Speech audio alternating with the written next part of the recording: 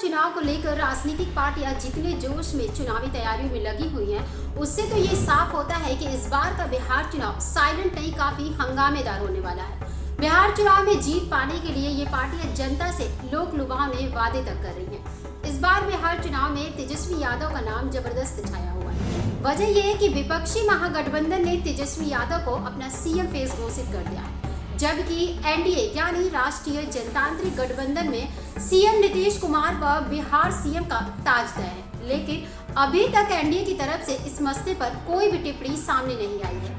बात करें तेजस्वी CM face की, तो इस पर नजरें टिकने के बजाय कई बड़े सवाल उठने लगे, जहां जनता का खुद ये कहना है कि तेजस्वी की राजनीतिक ताकत लालू यादव से मिली हुई विरासत है, लेकिन इस विरासत का वो लालू की तरह इस्तेमाल नहीं कर पा रहे। जी हाँ, लालू यादव वो नाम है जो बिहार की राजनीति में एक बड़ा चेहरा बनकर उभरे, लेकिन कुछ दलों का मानना है कि राजद सरकार के समय जंगल राज था। ऐसे में अगर तेजस्वी की सरकार बनी तो लालू का जंगल राज आने में जरा भी देर नहीं लगेगा। बता दें, 20 साल से आरजेडी जिस सपने को सच करने के लिए तरस रही, उस सपने का बोझ अब तेजस्वी यादव के कंधों पर आ खड़ी है।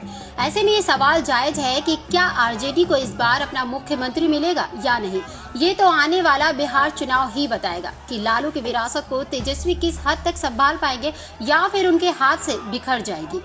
हालांकि तेजस्वी के सीएम चेहरे को लेकर उठ रहे सवालों के बीच उनके बड़े भाई तेज प्रताप एक बड़ा बयान दे बैठे हैं। जनशक्ति जनता दल के प्रमुख तेज प्रताप यादव ने कहा कि तेजस्वी छोटे भाई हैं, ऐसे में जब तक हम वहां पर थे तब तक हमने उनको आशीर्वाद दिया, अब छोटे भाई हैं तो आशीर्वाद ही दे सकते हैं, सुदर्शन चक्र तो चला नहीं सकते।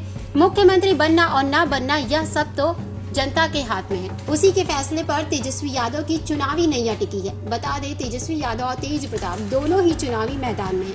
तेजस्वी आरजेडी के टिकट पर राघोपुर से चुनाव लड़ रहे हैं, क्योंकि इसी सीट से वो विधायक हैं, जबकि तेज प्रताप जनशक्ति जनता दल के टिकट पर महुआ विधानसभा सीट से चुनाव लड़ने का ऐलान कर चुके हैं। हसनपुर विधानसभा सीट से विधायकी पद पर है वो।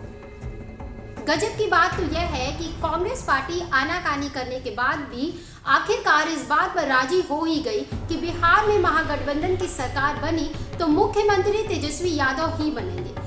तेजस्वी को नेता मानना कांग्रेस के लिए मजबूरी और जरूरी दोनों ही है, क्योंकि पिछले विधानसभा चुनाव में बिहार में आरजेडी के साथ महागठबंधन में कांग्रेस को चुनाव लड़ने के लिए 70 सीटें मिली थी, लेकिन कांग्रेस की किस्मत का ताला खुलने के बजाय उसकी नैया डूब गई थी। वो सिर्फ 19 सीटें ही जीत पाई। इसकी तुलना में आरजेडी ने 144 सीटों पर लड़कर 75 सीटों पर अपना परचम लहराया था। अब देखना ये होगा कि बिहार चुनाव में जीत हासिल करने के लिए दिन रात मेहनत कर रहे लालू के लाल तेजस्वी किस हद तक कामयाब हो पाते हैं या नहीं। ऐसी खबरों को देखने के लिए बने रहिए जर्नलिस्ट कैफे न्यूज के साथ।